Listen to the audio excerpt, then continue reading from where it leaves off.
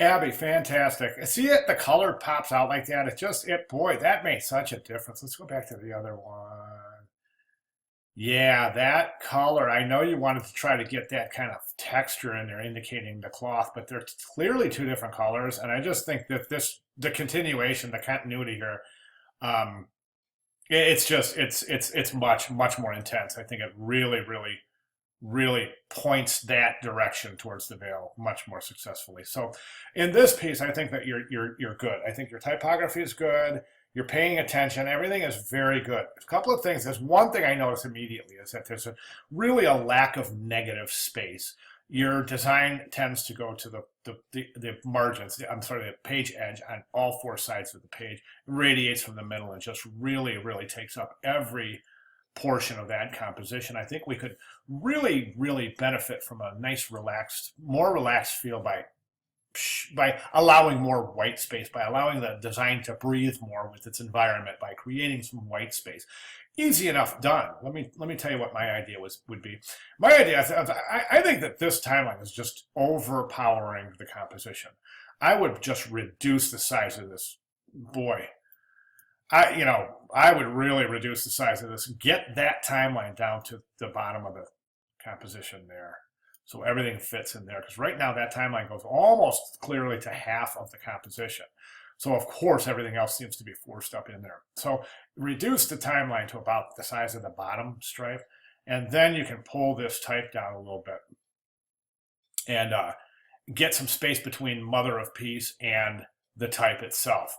Okay, and what that'll do is that's going to do a couple of things for the composition. It's going to reinforce this horizontal that's created by the timeline.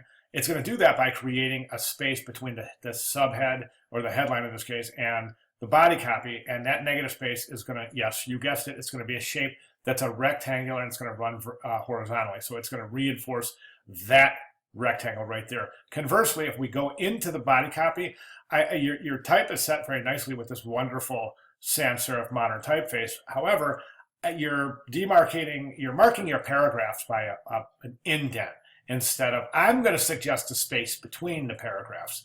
And the reason I'm going to say that is, so you pull that all the way over. By the way, you would never indent the first paragraph of a story. That's a given. So always first paragraph would never be indented, just subsequent paragraphs from there on. Little known typographic trick, but anyways. So what I would do is this, I would say, you take this piece. I'm just thinking about something. Anyway, so I was talking about the indent. So you start, don't indent at all. So the new paragraph would just be a space between. And what that's going to do is that's going to create another vertical, and it will again mimic that vertical. So you have this vertical, I'm sorry, I keep using the word vertical, I'm meaning horizontal. Create this horizontal space between the paragraphs, mimicking that horizontal space between the lines, the blue lines. Okay, I hope that makes sense. But anyways, by pulling this down, pulling the type down, you're going to create a nice open space at the top of the composition. And I think that's really going to open things up. So make sure that you leave enough space between the bottom of the type. Give a little breathing area between the bottom of the type and the timeline, as well as the top of the type and the headline. All right. Other than that, I think you're looking fantastic. Pretty good rags. You got a lot of hyphens, so I would turn your hyphens off and just manually compose this. And then your rags, remember your rags, like right here, those aren't good rags because they're basically creating a shape. And you can see that shape in a negative space right there. See how that goes whoop, like that? You don't want that, right? Let me find some good rags. Let me see, this is good rags right here. Long, short, long, short, long, short, long, short, long, short. These are perfect right here. That's what you want your rags to look like, not like this, where it creates these shapes. Okay, here's another nice set of rags. Long, short, long. Well, although that does have a pattern right there.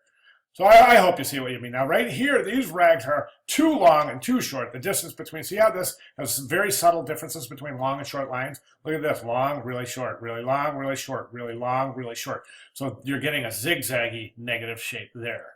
All right, so watch those rags. And hey, man, great job. If you have any questions at all, please feel free to let me know. But I'm looking forward to seeing the final. I really am, because I think this is a very nice piece. All right, good job. Thanks.